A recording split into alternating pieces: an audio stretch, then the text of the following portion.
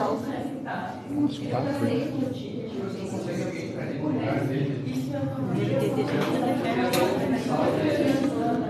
Eu acho que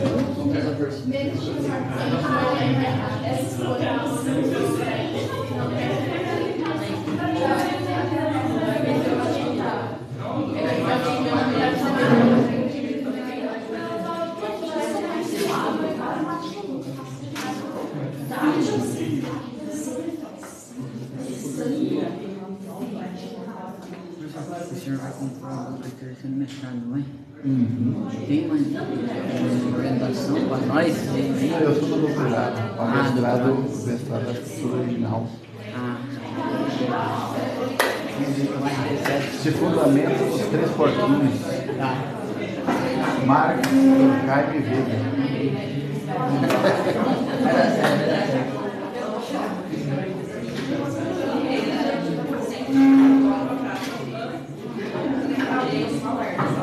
Muito bem, muito boa noite. Vamos para mais uma aula. Por favor, caneta, computador, bloquinho, caderno, para que anotar as ideias de hoje. Dessa aula 10, professor? Aula 11ª, décima, eu acho. 12ª? 12ª? Então, lá no dia 20, 25, 27, a gente já está encerrando já, né? De novembro, né?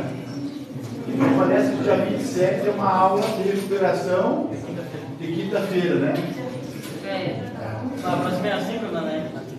Hã? A próxima é assíncrona. Agora é assíncrona até o fim. Não, é síncrona até o fim. É presencial até o fim.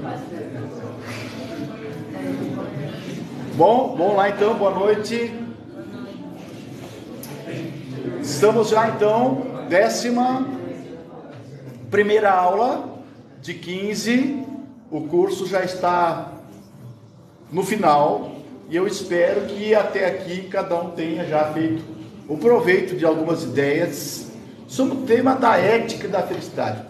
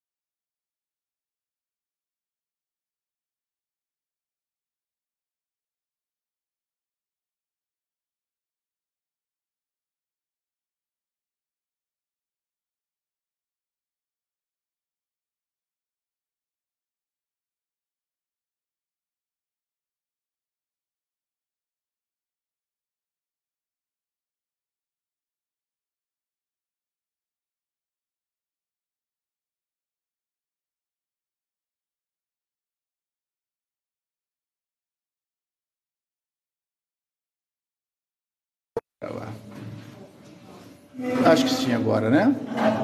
Dá uma olhadinha para mim. Isso, acho que agora a gente está ok.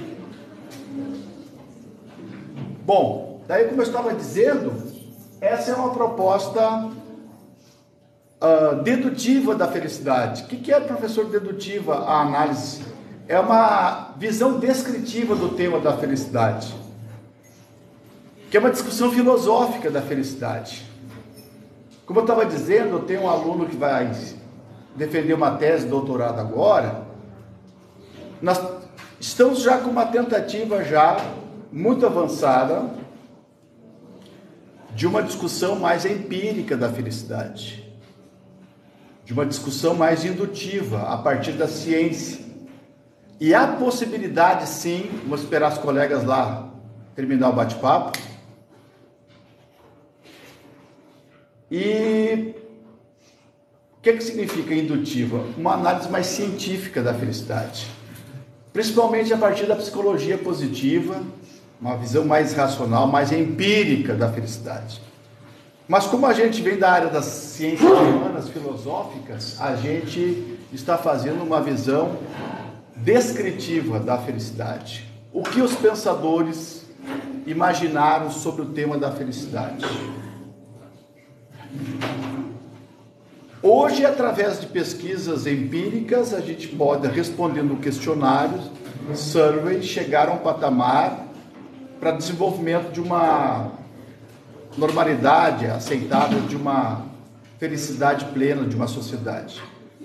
Inclusive, na ONU, os dados que fazem em países dizem que há possibilidade de dizer quais os países que são mais felizes, a população de um país é mais feliz e menos feliz. Com um agregado de condições de cultura, de educação, de alimentação, de bem-estar, de saneamento, de condições mínimas, de perspectivas de vida, é possível sim a gente mencionar. O Brasil, me parece que caiu nos últimos anos o seu grau de satisfação do termo felicidade. Estamos mais pessimistas, menos esperançosos e menos alegres e, consequentemente, menos felizes na sociedade. Então, são várias variáveis que determinam uma população ser feliz ou não. Com as ideias de hoje, eu vou tentar fechar um pouco os argumentos até aqui, para depois a gente entrar numa questão mais empírica da felicidade. E eu já, de imediato, começo no final da aula, vocês vão ter que fazer em dupla um texto de 20 a 25 linhas, respondendo exatamente essa questão aqui. Qual é a ética da felicidade? Então, a partir dos argumentos que eu vou explicando para vocês, vocês vão elaborando também essa discussão. Mas preste atenção agora que depois, em 5, 10 minutos, depois da minha apresentação, vocês são capazes de formular essa análise, tá bom? Então, bom, vocês vão anotando aí as ideias principais e depois, se vocês tiverem, ou no decorrer da minha aula, tiverem alguma pergunta, fico bastante à vontade para debater. O conceito é exatamente isso. Existe uma ética, professor, mas o que é a ética propriamente dita? A ética são valores, são hábitos, são costumes que somente uma espécie de animal produziu. E essa espécie somos nós. Você não vai encontrar ética nem moral em um formigueiro, em um enxame de abelha, em uma alcateia de lobos, né? Ou num cardume de peixes. A ética vem de ethos, é uma palavra grega que significa hábito, costumes, morada que nós criamos entre nós para podermos viver bem. São modos de viver, hábitos. E vocês têm que ter a ideia que a ética ela é sempre valorativa, mas ela também vai mudando com o tempo, cronologicamente ela muda, vai avançando. O que era um hábito até tempo atrás, hoje não é mais. Eu sempre dou esse exemplo que os meus professores na década de 80, 90, tranquilamente fumavam em sala de aula. Era um hábito deles. Os corredores das universidades. Hoje seria muito inconveniente, até proibido, né? O professor adentrar, um aluno adentrar num corredor de uma universidade fumando. Então, são valores que a gente acaba mudando para o bem-estar da sociedade, né? São princípios, regras e valores universais que regem a sociedade, mas são mutáveis também. Mutáveis também pela cultura de um povo, mutáveis também pela geografia de um povo, pela cultura específica de um povo.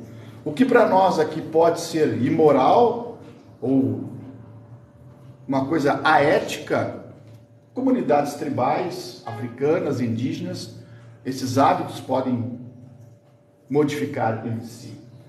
Então a ética é própria nossa, de uma conduta que nos orienta, nos determina. E a ética sempre é aberta, né? Sempre é plural, ela é sempre suscetível de análises críticas, também de crescimento, né? De modernização, também de adaptação a novos tempos. Perfeito? Orientações nossas, do nosso dia a dia. Então a ética está... Qual é a ética da felicidade? Então, Qual é o modo de viver que pode-se dizer que a gente é mais feliz? Podemos encaixar essa ideia na ética. Como nós já falamos, teve um pensador grego que foi um dos primeiros pensadores a debater esse tema da ética. E nós temos que voltar a Aristóteles. Aristóteles escreveu a Ética Nicômaco, dedicada ao seu filho, e ali estão os fundamentos da ética. Seria interessante que uma vez na vida vocês pudessem ler um parágrafo da Ética Nicômaco. Se vocês pudessem anotar pelo menos o nome do livro, eu já ficaria faceiro. Talvez pelo pouco tempo que vocês tenham agora, dedicado mais ao curso de vocês, mas talvez um tempo na vida vocês tenham a possibilidade de se debruçar, quem sabe, algumas horas sobre essa obra, que certamente vocês vão se enriquecer. Está ali a Ética a Nicômaco do Aristóteles, um rapaz que viveu 380 anos ainda antes da nossa era, aproximadamente 2.400 anos atrás. Eles já pensavam sobre a ética. E me parece que o fundamento da ética se resume nessa frase: como o ser humano vai se tornar um ser humano kalos agathos? Professor, me explique o que é kalos agathos. É um ser humano bom e perfeito, bom e belo. Essa é um desafio de todos nós. Nos desafiar a nos tornarmos mais humanos. Se a gente perguntar assim, professor, qual é a sua missão como professor das áreas das ciências humanas e sociais? Nós poderíamos dizer, nos tornarmos mais humanos. Por exemplo, o professor que está aqui hoje é muito diferente a esse ser que nasceu no interior de uma cidade pequena, de uma agricultura familiar, quando ele tinha 20 anos. Aos 54, 55, certamente esse ser que está aqui é um ser diferente. Da mesma forma, vocês, nesses 20 e poucos anos que vocês têm, certamente vocês são melhores do que um tempo atrás. E isso é uma visão. Olha que frase linda do Aristóteles. Nós somos aquilo que fazemos repetidamente. Se você profissionalmente repete muito aquela ação ali, vamos dar um exemplo, professor de sociologia, repete aquela aula, ele tem que se tornar bom naquela aula. Por exemplo, os nossos alunos da área da medicina, ele repete aquela ação, repete, treina, até se tornar um bom profissional na área da medicina. Para ser humano também, a gente tem que repetir boas ações.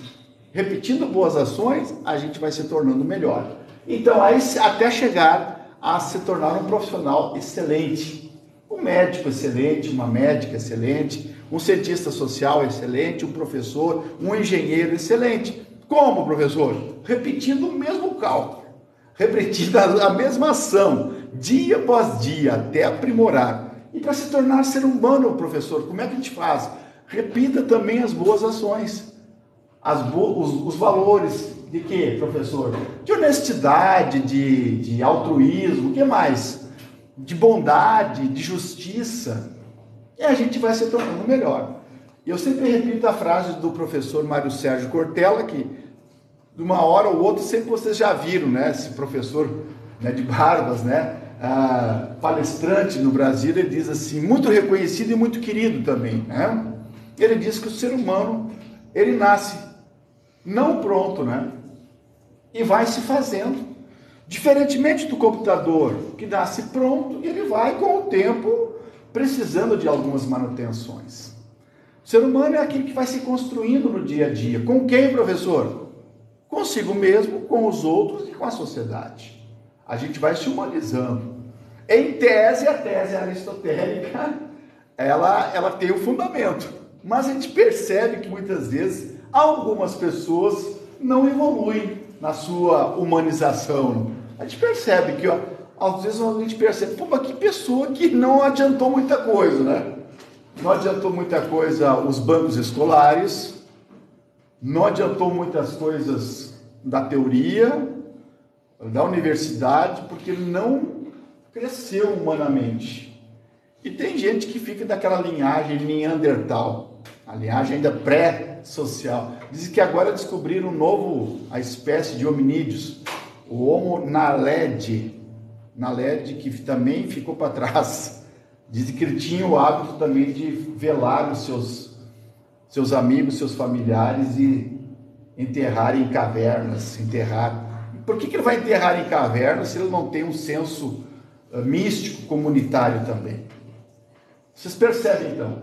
Não é um ato, mas um hábito de fazer coisas belas e boas, a gente vai evoluindo. Concordam com essa ideia? É aceitável Aristóteles? Será que vocês percebem isso no decorrer da vida de vocês? Vocês hoje, aos 23 anos, 21, 19, 24, 25, se consideram melhores, humanamente falando, do que 5 anos atrás?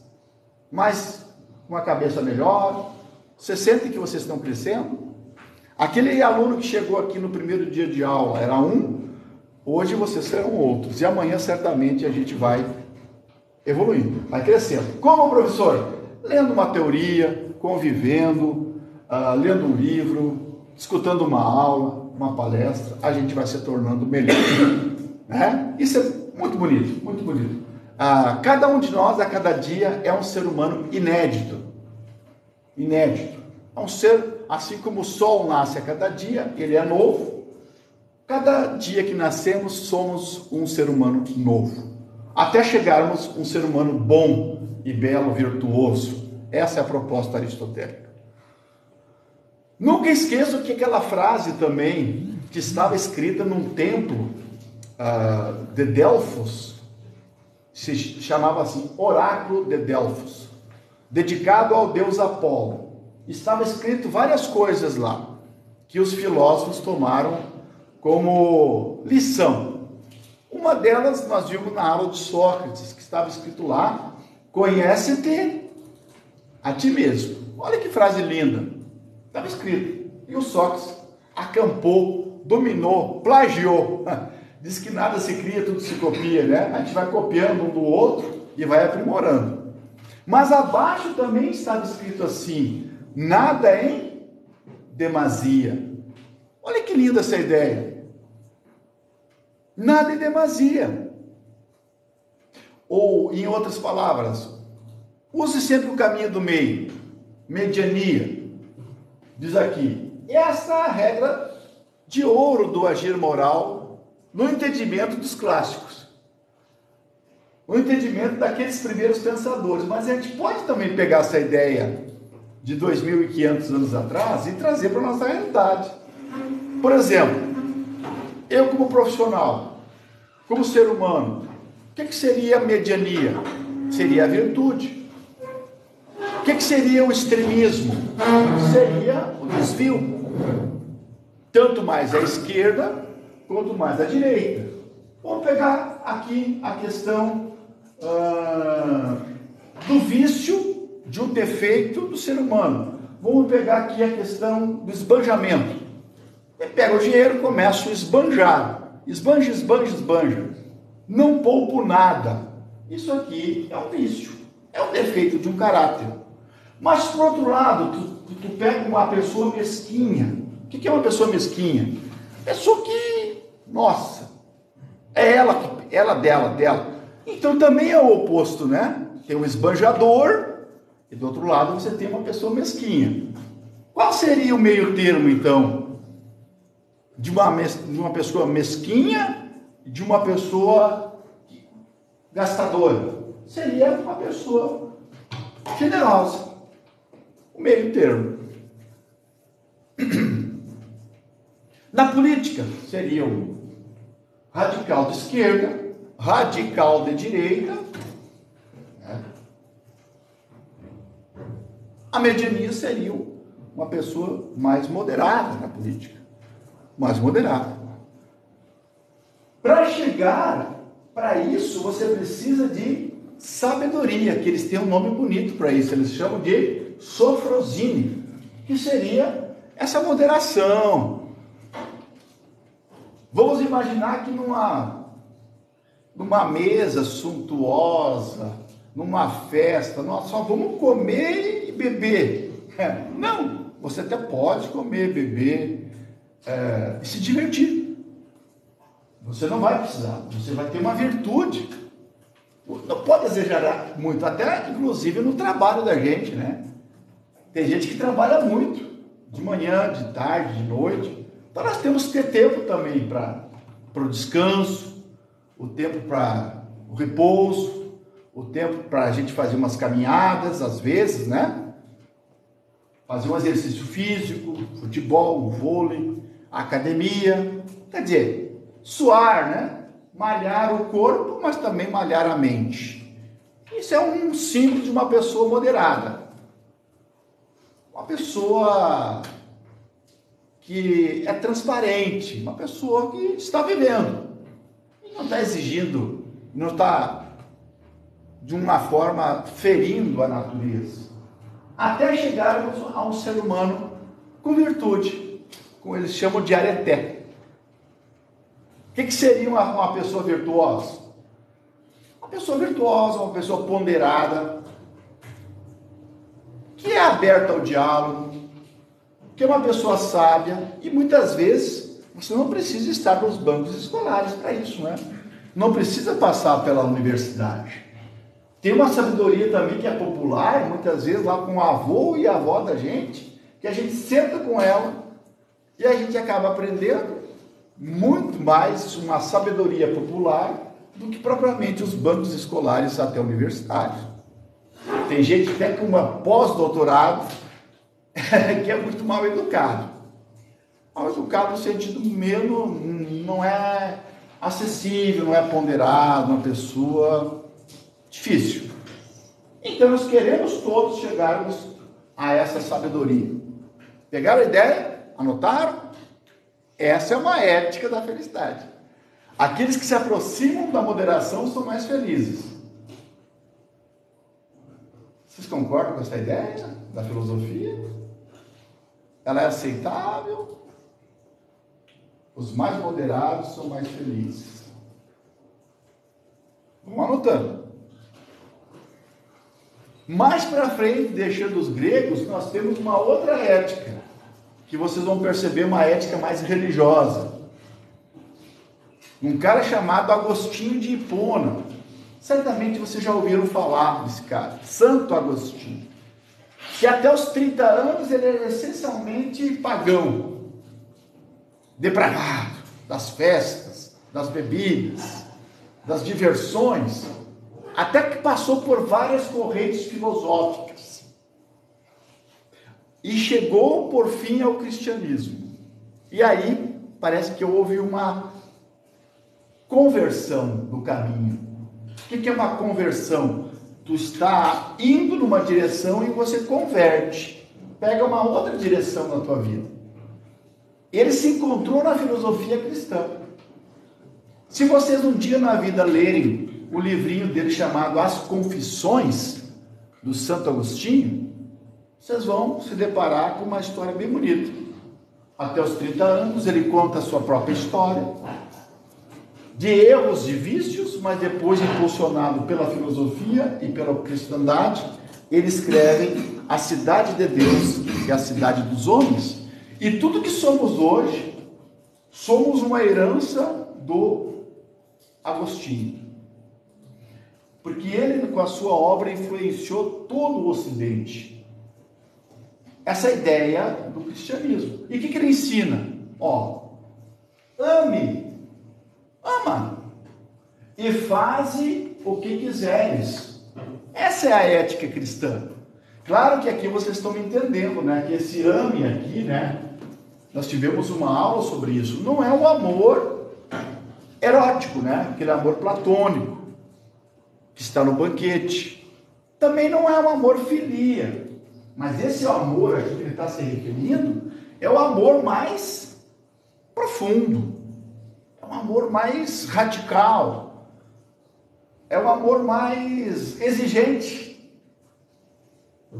Quando você diz eu amo uma pessoa, você está dizendo, você está aceitando o diálogo, aceitando as dores, aceitando o sofrimento do outro. Esse amor, quando a gente diz eu te amo, não é apenas esse amor físico, né? De gostar de estar com essa pessoa, mas também aceitar o que ela tem de não tão bom na tua vida, né? Esse amor é tudo. Então veja bem como a ética cristã é uma ética exigente. Ame e faça o que quiseres. Olha, eu vou dizer uma coisa para vocês, que esse amor aqui é um dos amores mais difíceis que existe. Como é que você vai amar teu inimigo? Como é que você vai amar a pessoa que te desconstruiu com uma inveja, com palavras duras, pesadas, com uma injúria? Como é que você vai amar aquele que te fez o mal? É difícil. Por isso que a filosofia cristã é uma filosofia profunda. É uma filosofia exigente. Olha, talvez um dos grandes desafios hoje que nós temos é o amor cristão. Que ele ultrapassa essa dimensão da lógica humana. Dar a outra face. Quem de nós estaríamos dispostos a dar a outra face ao inimigo? Novamente, eu vou requisitar aos colegas que não saiam da sala de aula com o celular. Senão, eu vou ter que fazer outra coisa. Quem sai não entra mais. Senão fica um vai e vem, exceto uma questão de saúde pública. A ética kantiana é uma ética que não é religiosa. A ética kantiana é uma ética laica. Kant já é do século XVIII. Ele está dizendo que os princípios dos valores do ser humano não são determinados pela lógica do Estado e muito menos pela lógica da religião. Segundo ele, age sempre de tal modo que o teu comportamento possa vir a ser um princípio de uma lei universal. Isso significa o quê? Significa afirmar que tudo aquilo que tu fizeres deve ser aceito por todos. Se alguém não aceitar uma ação tua, ela já não é uma lei universal. E olha que essa lei aqui não é por cagaço, não é por medo que tu vais fazer o bem. Ah, eu vou fazer o bem para o colega porque eu tenho medo de ir para a cadeia. Não, aí já não é. Ah, eu vou fazer o bem aqui para a pessoa, uma ação, porque eu tenho medo do fogo do inferno. Nada disso, meu querido. Vocês lembram daquela frase famosa do ator e escritor russo, que diz assim: se Deus não existisse, tudo seria permitido. Não entra na tese da ética universal kantiana, porque lá você está fazendo uma ação pelo temor, pelo medo de ser chamuscado no fogo do inferno. Em Kant você não tem isso. Em Kant você tem a moral laica. Você vai agir, você vai moralmente, eticamente, pelo imperativo categórico que te coloca numa condição de igualdade em relação ao outro. Não porque o Estado vai me prender e nem porque Deus vai me castigar, mas é um dever meu agir eticamente com o outro. Se eu fizer algo que fira o outro, já essa lei já não é mais universal. E outra frase que ele vai dizer: sempre trate o outro nunca como meio, Olha que frase, anote isso aí. Nunca trate o outro como meio, trate o outro como fim. Desconstrói a tese maquiavélica de que os fins justificam os meios. Não, senhor. Porque eu estou tratando o outro não como instrumento. Porque eu posso manipular o outro como meio para me chegar a um fim, o último meu. Mas aqui Kant inverte a lógica. O outro sempre é o princípio maior. Por isso que a ética é sempre uma relação com o outro. A ética é sempre um cuidado com o outro. Qual é a função do professor? Qual é o meio que o professor utiliza? Os meus alunos serão sempre o fim último da minha existência profissional. Eu sempre tratarei os meus alunos como fim último. Nas minhas leituras, nas minhas aulas, a pessoa mais importante será o meu aluno. É a ele que eu devo todo o meu esforço, todo o meu empreendimento, para que ele tenha acesso a leituras, para que ele tenha acesso ao conhecimento, para que ele se transforme. O engenheiro colocará sempre o seu cliente como fim último. O médico, a médica, sempre colocará o seu paciente como fim último. Tem profissões hoje que não colocam o ser humano como fim último. Colocam o ser humano como fim, primeiro, instrumentalizando. O fim último é a grana. O fim último é você se dar bem na vida. Como eu vi agora essa semana, até viralizou, até não gravei sobre isso nas redes sociais, não vou gravar. Um jovem passando na rua, caminhando, ele esbarrou em uma pessoa de 80 e sei lá quantos anos. Esbarrou como se esbarrasse em uma árvore, uma peça. Tchê, pare. Se porventura você estava distraído, você esbarrou em alguém e essa pessoa foi desequilibrando.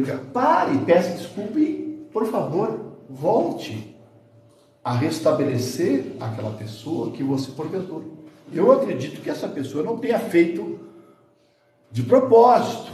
Né? Lá vem vindo um velhinho, vou dar um esbarrão nele para que ele vire de ponta cabeça. Aí seria uma tragédia, né, para o ser humano. Seria uma questão até de como é que se diz aquela doença grave, que o cara nasce um cara psicopata. Né? Lá vem um velhinho, peraí, vou dar um esbarrão nela para ela virar de ponta cabeça. Quem é que faz isso?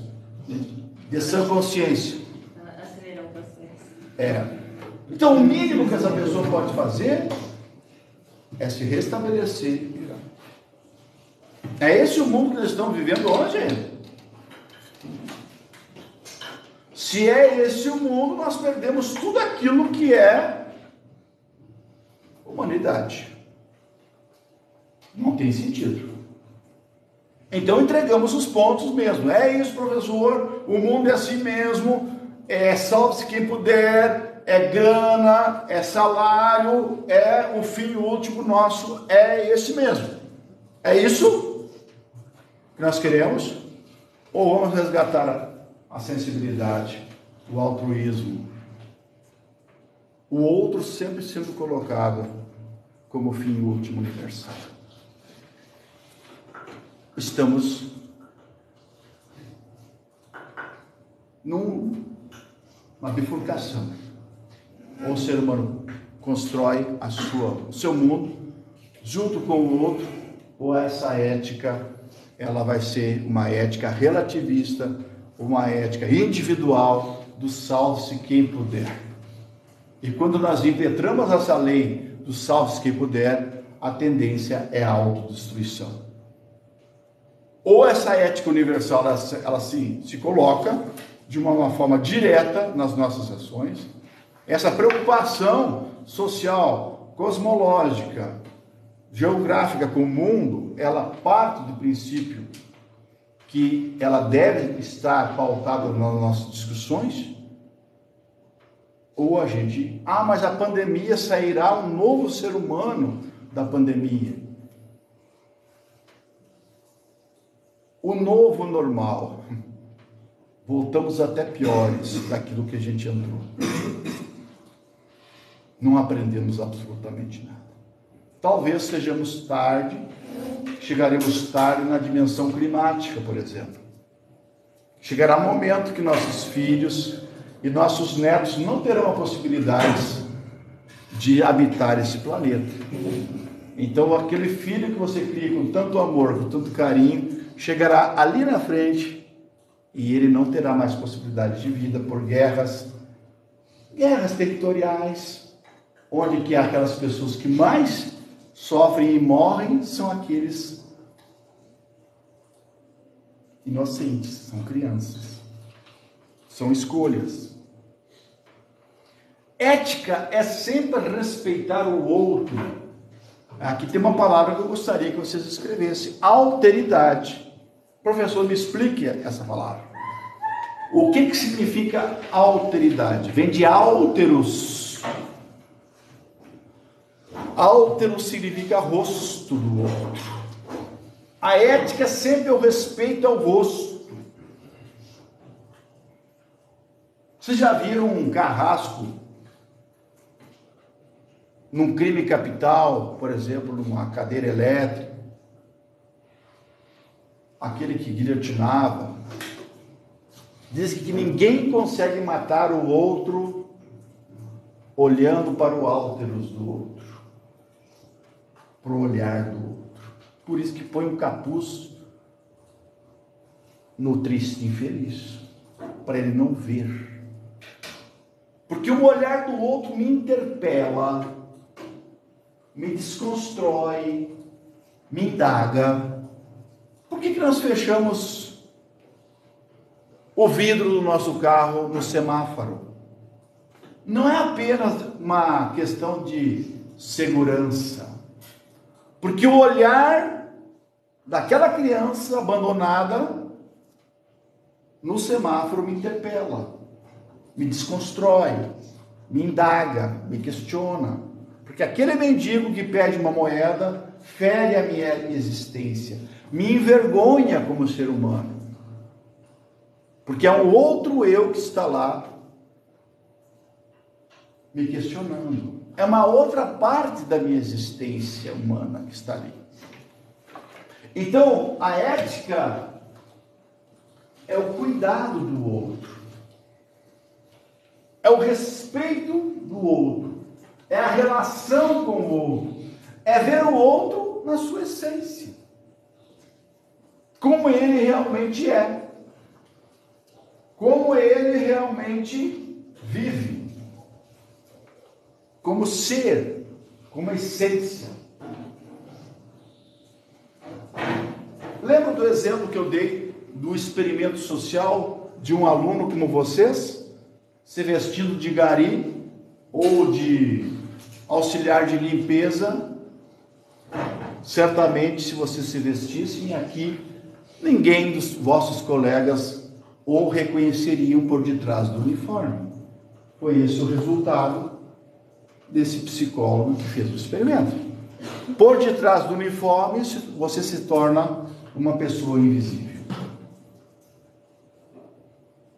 Quais seriam essas pessoas invisíveis hoje na nossa sociedade? Quem são essas pessoas invisíveis?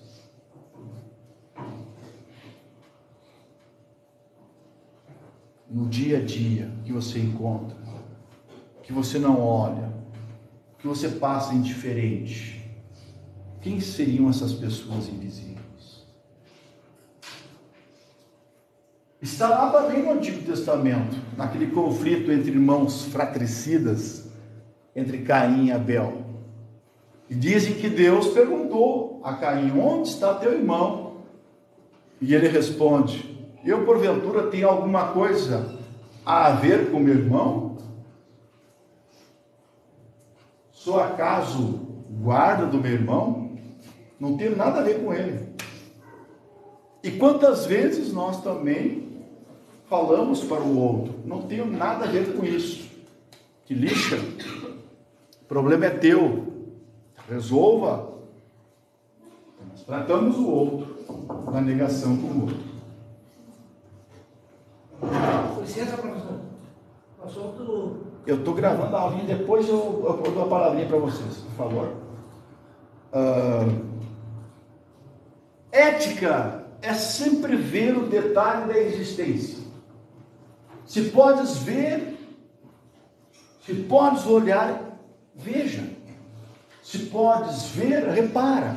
A ética é sempre o cuidado mínimo para com o outro, para com a vida, para com a existência.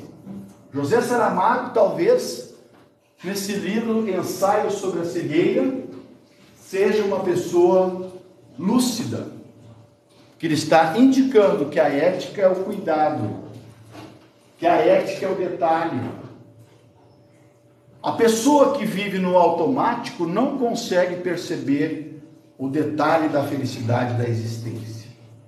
A ética me propicia a felicidade na medida que eu cuido do outro, na medida que o outro é importante para o meu ser. A vida no automático é uma vida zerada, é uma vida de soma zero, não acrescenta absolutamente nada. É uma vida que interpela ao social, ao conjunto, as resoluções comunitárias, no detalhe da vida. Leiam esse livro, Ensaio sobre a Cegueira. A felicidade, a partir da visão. Primeiro, vocês perceberam já que nós temos que fazer essa desconstrução desse conceito. A ética da verdadeira felicidade não tem nada a ver com a ética da felicidade pós-moderna. Individualista, consumista, egocêntrica, narcisista, sociedade do cansaço, absolutamente. Então, primeira ideia que vocês perceberam nas nossas aulas é uma desconstrução. Primeiro, daquilo que nós vamos chamar de positividade tóxica. Vocês já viram falar essa frase? O que seria uma positividade tóxica? Aquele imperativo categórico kantiano se tornou agora uma obrigatoriedade de ser feliz de manhã, de tarde, de noite, todos os dias da semana. Em absoluto, não há possibilidade de essa felicidade ser eterna, diária, mensal, anual. Não, sabe por quê? Porque somos humanos. E sendo humanos, somos contingentes. E sendo contingentes, somos limitados. E sendo limitados, somos frágeis. E sendo frágeis, somos carentes, empobrecidos.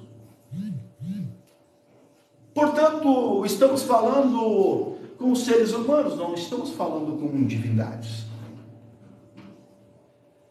Estamos falando com os seres humanos, estamos falando de pessoas limitadas, que estão se construindo. Então, por isso, hoje em dia, tem gente especialista aí na arte de enganar trouxas. Se você pegar essa linha coach aqui e estudar essa linha aqui, você vai perceber que você entrou numa enrascada de ditadores, de modos, de modelos de vida a ser seguidos. E que muitas vezes não atinge a universalidade. Podem fazer algo bom, ser bom para uma pessoa, para outra. Não existem modelos. Não existem regras universais, porque o ser humano não é uma regra universal. Cada um reage de uma forma diferente às suas emoções a um determinado problema. Não adianta pegar pessoas e levar no cume de uma montanha para se desafiar, porque alguns vão sentir frio e vão morrer se não tiver ajuda de bombeiros. Coach, todo mundo treinador. Ele invadiu hoje a linha da psicologia, a linha do direito, outra é tal de constelações familiares. Não sei se vocês já ouviram falar desse tipo de coisa. Como se seus antepassados tivessem uma culpa por aquilo que você está vivendo hoje. Então, mas o teu tataravô te fez isso, então geneticamente ele te passa em você, então perdoe aquele violento pai que você teve, perdoe. Tudo hoje é comunicação ancestrais, ditando regras. Tudo hoje é neurociência. Tudo tem uma explicação pelo cérebro. E eu digo assim, será que isso não é uma tautologia? Não é algo que... mas qual é a outra coisa que é explicada pelo cotovelo? Eu acho que tem todas as coisas passam pela explicação racional dos fatos. E passando racionalmente, tem uma explicação neurológica dos fatos. A tese do calcanhar explica as disfunções eréteis. Nunca vi isso. Ser feliz é uma escolha, mas não posso pensar em nada negativo. Que vergonha tenho por me sentir infeliz. E você vai perceber que você não é a única infeliz no meio da sociedade. Todos nós somos infelizes, de uma certa maneira ou de outra. Mas a minha aparência até melhora da outra. Aí começa a comparação. Mas na rede social todo mundo é feliz. Troque para ver. Você gostaria de trocar a tua pessoa com alguém? Com aquela menina, com aquele menino, com aquele homem bem-sucedido. Troque para ver. Desconstrução desse conceito tirânico. Por quê? Porque o Julian Marias diz, esse pensador, que eu acho que é uma ideia bem legal, que felicidade não pode ser confundida com essas questões mais hedonistas da sociedade. Aí chame isso de alegria, chame isso de momentos de prazer, de satisfação, quando você está lá fazendo churrasco, ótimo, bom demais com os amigos, você está numa praia, está viajando para Buenos Aires, Paris, que bom, mas não venha me dizer que isso é a felicidade. Que bom que a gente pudesse manter esse estágio de prazeres de uma forma continuada. Mas é impossível manter essa dimensão de uma forma continuada. Felicidade não pode ser confundida com bem-estar. Eu estou me sentindo bem hoje. Ótimo, continue se sentindo bem. Mas felicidade é uma questão muito mais profunda do que se sentir bem. Pascal Bruckner escreveu o livro A Euforia Perpétua. Está no computador de vocês, A Euforia Perpétua, disponível em PDF. Lendo meia página, vocês já vão descobrir a teoria que ele defende. A teoria que a felicidade não se ensina. É uma construção pessoal, de uma vida toda. E vocês são responsáveis pela criação Eu sou responsável pela minha criação de felicidade dentro de mim. Aquilo que me ajuda a ser melhor. Aquilo que me ajuda a ser uma pessoa melhor. E olha que essa construção é uma construção de 60, 70, até 80 anos. Toda a existência. Nós não somos contra, diz o Bruckner, esse cientista. Não somos contra a felicidade, muito pelo contrário. Somos contra, sabe o quê? Esse transformação esse frágil sentimento num pensamento coletivo, estupidificante. Quanta gente estúpida falando sobre esse tema.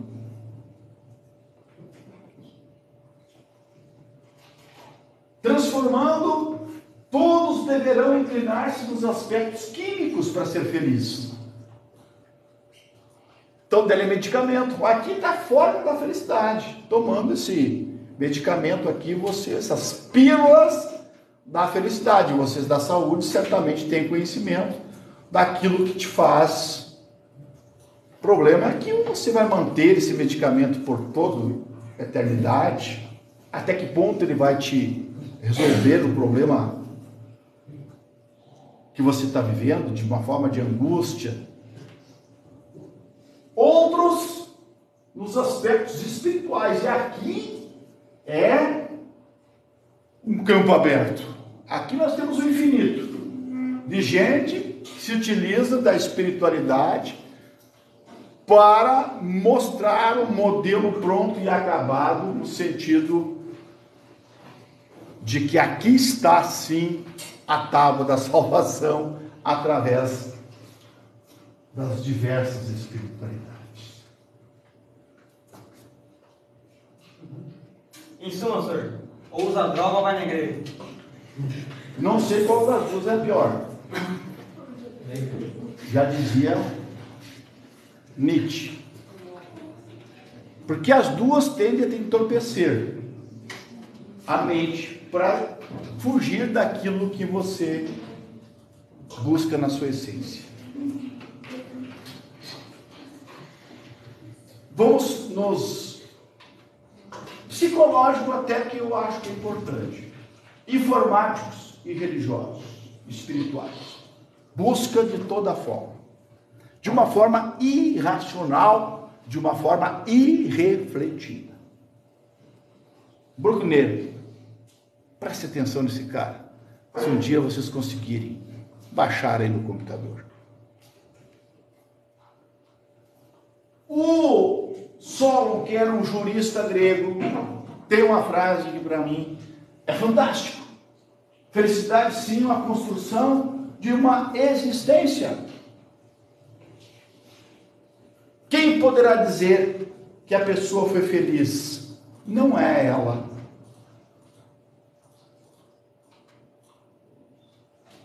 Não é ela. São os outros. A felicidade sempre passa por uma análise do outro. É o outro que vai dizer: fulano Beltrano teve uma vida serena, ataráxica, feliz.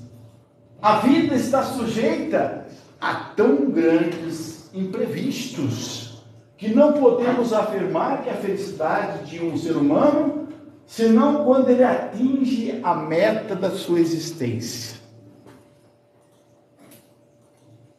Quem diria que Príamo, o grande rei de Troia, no final da tua existência, ainda veria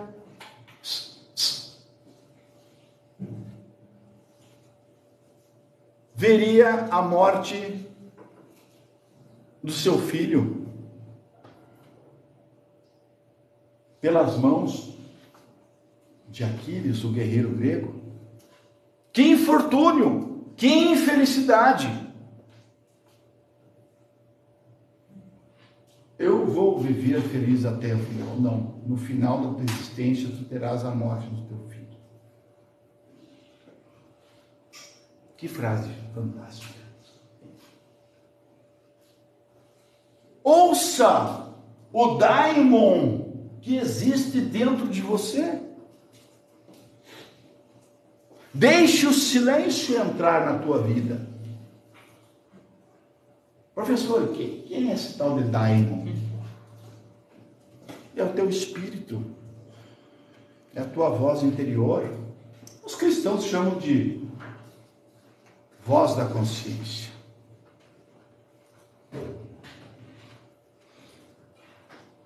As pessoas felizes são aquelas que mais escutam a si mesmas. Porque só tem uma pessoa responsável pela sua felicidade. É você mesmo. Na tua construção da tua existência, as respostas mais edificantes não estão no professor, nem nos outros. Estão em si mesmos. A felicidade, a verdade. Já diria Sócrates, conhece-te a ti mesmo. O Pai, os balizadores da vida, os ensinamentos que vão determinando por onde você está caminhando. O que te trouxe até aqui? O caminho que vocês seguiram até aqui, certamente foi balizado pela voz interior de vocês. Esse é o curso que a minha voz interior está comandando. É isso que eu quero. Escute a voz.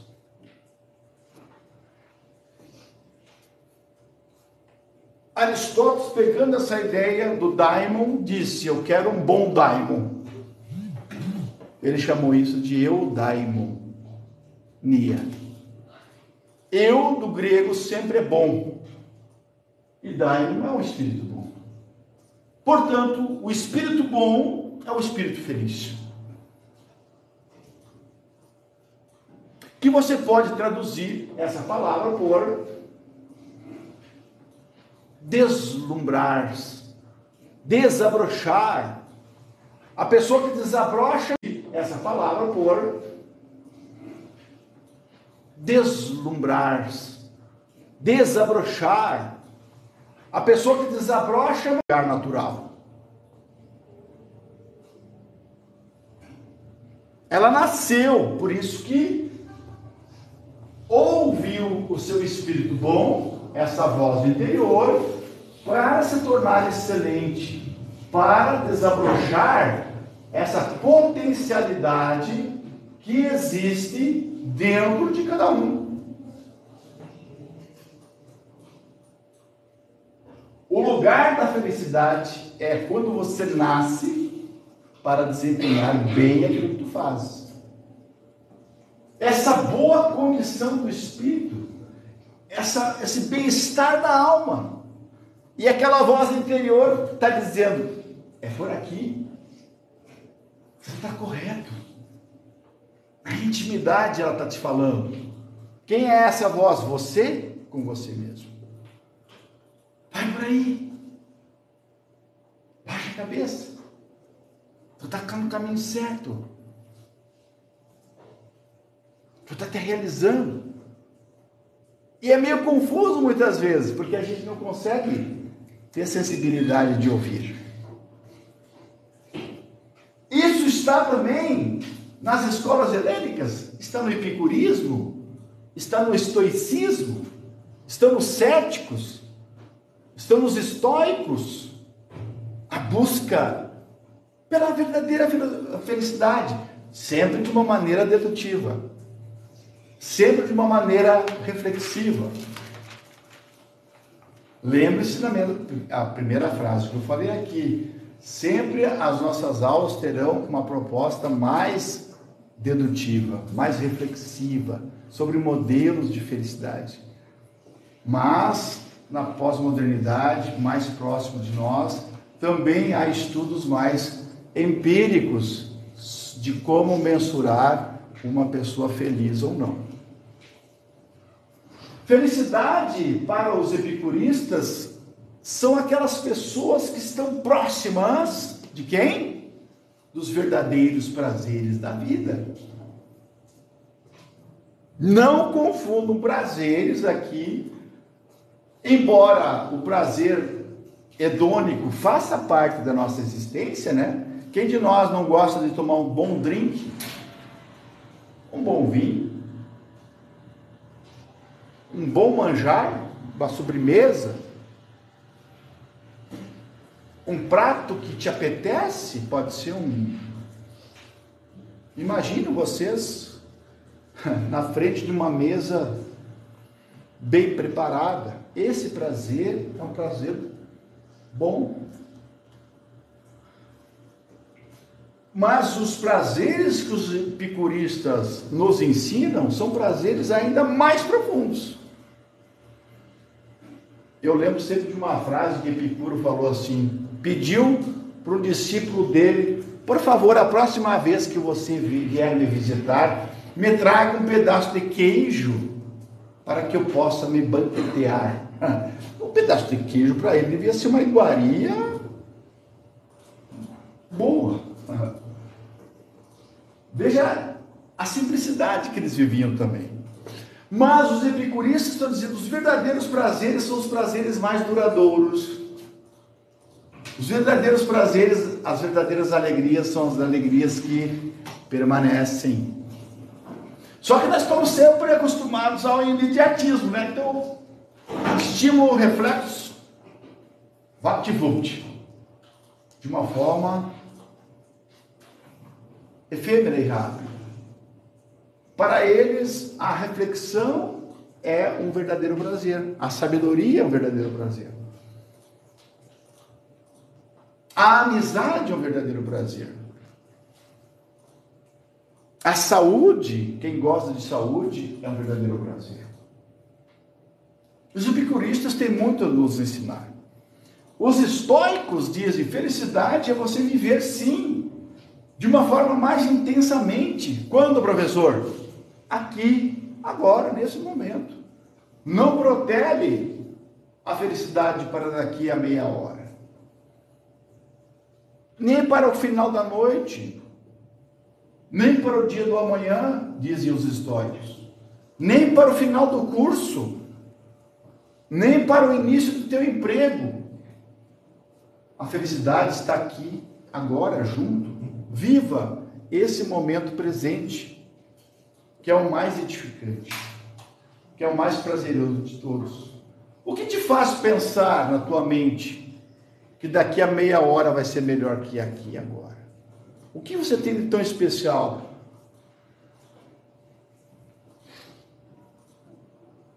Síndrome do pensamento acelerado. Estou aqui, mas não estou. Vou numa aula de ética e felicidade, mas não estou lá. Imagina. Minha cabeça está lá na prova de bioquímica, sei lá, anatomia. Eu vou lá, mas não estou lá nas engenharias. Mas eu tenho, me matriculei lá, então vou ter que cumprir tabela até o final lá, né? Pelo menos de corpo presente eu estou lá. E ainda no final eu quero presença. O pinguinho me resolve toda a vida, né? A presença me resolve. Porque imagina, professor, tem que ter uma comprovação. Eu nunca fiz chamada na minha história humana de professor. Nesses 30 anos. Quando eu cheguei na universidade pública, eu comecei a fazer chamada. Porque aqui as pessoas vêm pelo pinguinho. Lá as pessoas vêm porque pagavam. Não muda muita coisa. Mas elas queriam aprender. Mas aqui tem que fazer. Professor, vê quantas presenças falta eu tenho, para me poder faltar mais um pouquinho. É diferente visões. Dedica-se a esperar o futuro, apenas que não sabe viver o presente. Aplauso silencioso ao Sêneca, esse histórico. Vamos repetir essa frase mentalmente? Dedica-se a esperar o futuro, apenas quem não sabe e não vive o momento presente. Ah, professor, amanhã sim serei melhor. Pobre diabo. Tá esperando o quê, cara? Como é que tu vai construir uma coisa sem fundamento? Como é que você vai construir uma casa sem fundamento? Alguém já viu construir uma casa a partir das paredes? A partir do forro? A partir do telhado? Ninguém. Bases. Que bases são essas, professor? Austeridade, disciplina, dedicação, esforço, tez enrugada,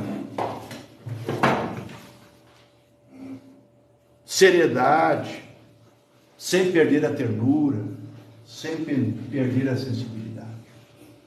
Viva aqui. Quem vive muito passado envelheceu antes do tempo, porque acha que a felicidade ficou para trás. Tem uns que sofrem pela ansiedade daquilo que virá.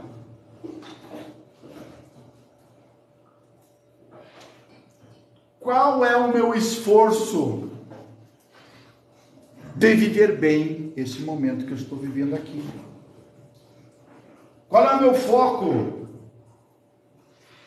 do meu dia? Ou o meu olhar é um olhar que se dissipa nas nuvens? Ou é um olhar direcionado, sério, para os meus objetivos? Ah, mas amanhã sim. Não. Não existirá amanhã se o hoje não for perfeito na vida de vocês. Joseph Campbell, o grande mitólogo americano, fala isso. Eternidade não existe. Existe a eternização dos momentos que você vive. E aí eu pergunto para vocês, quais foram os momentos na vida de vocês que vocês eternizaram? Que estão presentes na vida de vocês.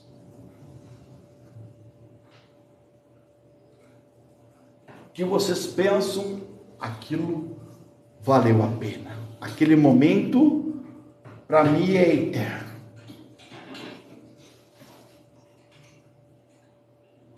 Está presente comigo a vida toda.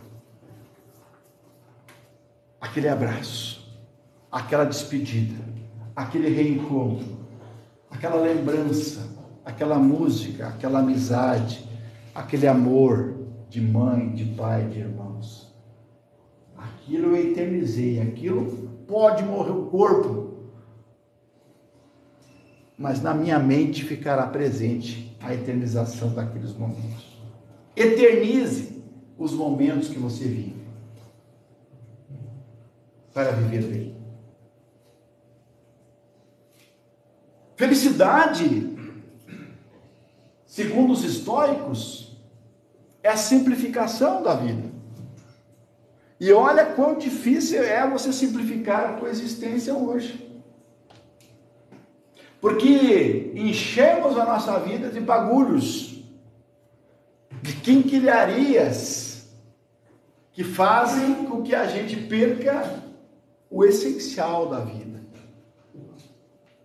Sêneca, pobres são aqueles que estão sempre precisando de algo, sempre carentes de tudo e de todas e de todos, para preencher a sua alma. Alma pobre, necessitados do amor, necessitados do afeto, necessitados de tudo.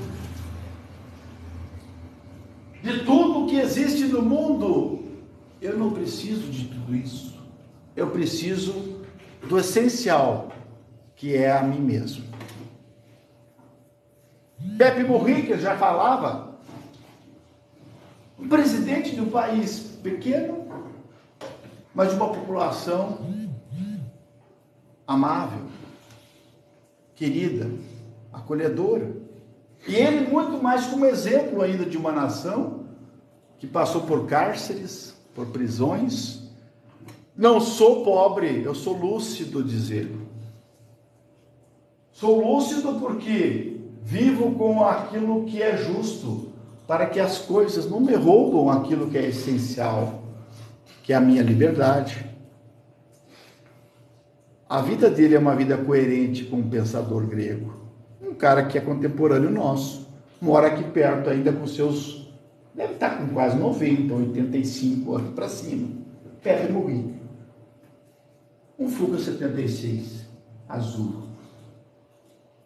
2 ou 4 hectares de terra para plantar hortaliças, uma biblioteca.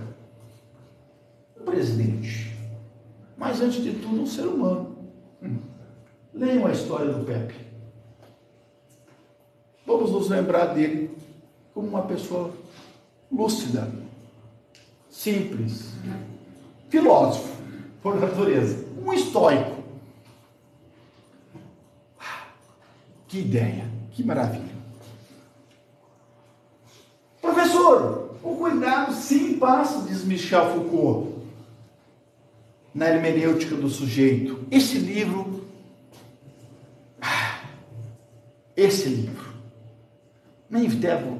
até nem vou compartilhar muito para vocês não serem felizes mesmo. Você demorar mais uns 30 anos até encontrar felicidade.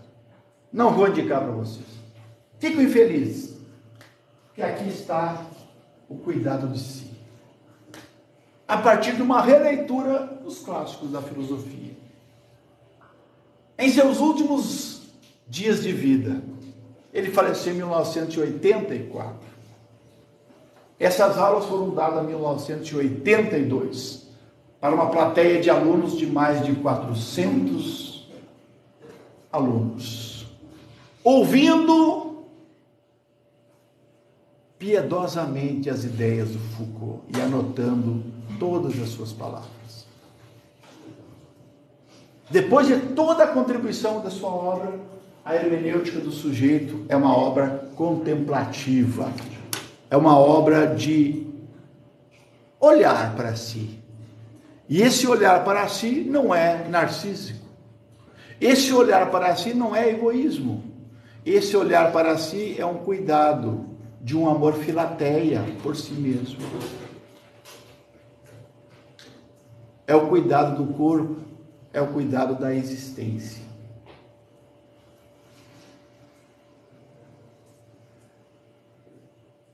Porque a felicidade também não pode passar por ter uma experiência mística, racional, sensível da existência de uma divindade, algo de que te faça bem.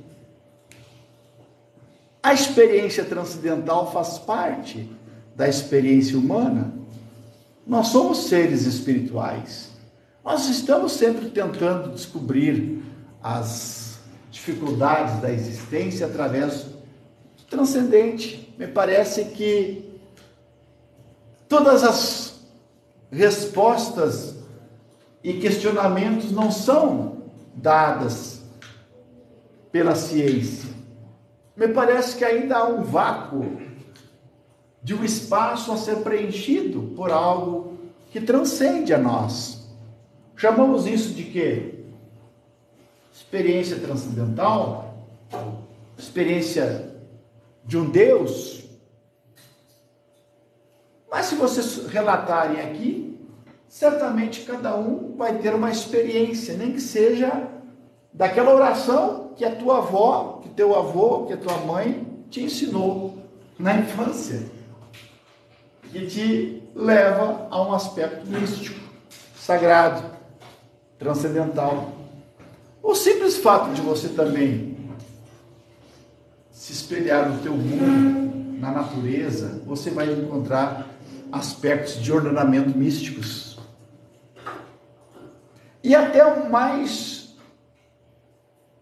ideológico, positivista, ou no sentido de negar a existência de Deus, no fundo, ele tem algo para negar. E negando algo, ele está intrinsecamente afirmando que existe. áurea. Então, ter uma experiência luminosa. Rudolf Otto fala. Terminando a ideia, vocês estão percebendo que o ethos da felicidade passa por saborear a vida. Saborear a vida vem sapore. É a mesma coisa que sabedoria. Quem vive a vida com sabedoria, vive saboreando a vida. E uma vida com sabor é uma vida temperada. É uma vida com gosto. Perder o gosto da vida é perder o gosto de viver, de existir. É ver o mundo de uma forma preto e branco, no sentido sem brilhos, sem luzes, sem alegrias. Vá mais pela feira das utilidades ou as feiras dos prazeres. Ele fala que as feiras das utilidades é cheia de gente burocrata, é cheia de gente chata, é cheia de gente técnica, pessoas que se levam muito a sério. Vocês conhecem pessoas que se levam muito a sério? Tem. Vão mais pelas feiras também de prazeres, aquilo que dá mais alegria na tua existência. Uma roda de amigos, um teatro, uma música, um esporte, uma poesia, um cinema, uma taça de vinho, um pôr do sol, sorriso de uma criança, o colo da mãe. Vocês não vão mais no colo da mãe de vocês? Por quê? A gente está pesado, sim. Mas ela suporta. Deitam com ela. Deitam com o pai na cama. Abraça as pessoas que vocês amam. Isso é saborear a vida. Faça um macarrão bem gostoso e convide o professor. Meu professor. Muito obrigado. Vocês não vão convidar, né? É que a gente não vai fazer. É. Aliás, eu estou até repensando nossa festa de encerramento, não vai, porque não tem festa para encerrar o quê? A festa sempre é uma celebração. Por que não vamos chegar lá e celebrar o quê? O semestre inteiro com pessoas na minha frente mudas, caladas. Como assim? Celebrar a presença? Hã? Celebrar a presença? Não, celebrar a presença, não a presença física, mas celebrar a presença da presença. Como assim, gente? Eu vim pra comer coisa boa. Ah, mas Conversar. não rolou um feeling, um clima. Felicidade é não distrair para aquilo que é essencial. O problema da nossa vida é a distração. Estamos distraídos para aquilo que é essencial. Em relação à vida que te preenches, à vida que te rodeia, montanhas, isso é olhar. Não é ruim viver também. Não confunda solidão com solitude. A solitude faz bem à existência.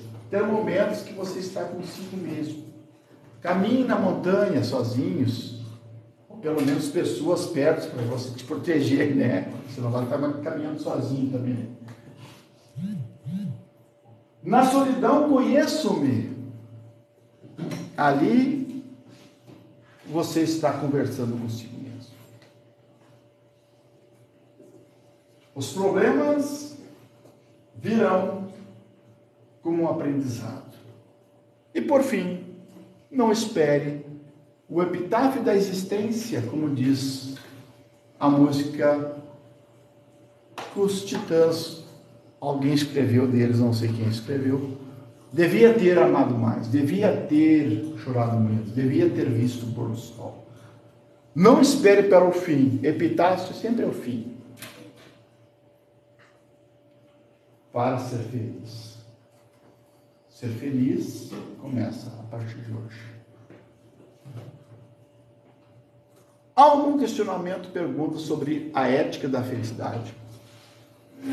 Certamente não tem, então vocês vão se reunir em dupla e escrever pequeno texto que eu vou abrir ainda hoje no sistema agora, para que vocês postem até às 10 horas. Qual é a ética da felicidade? Por favor. Não, vem.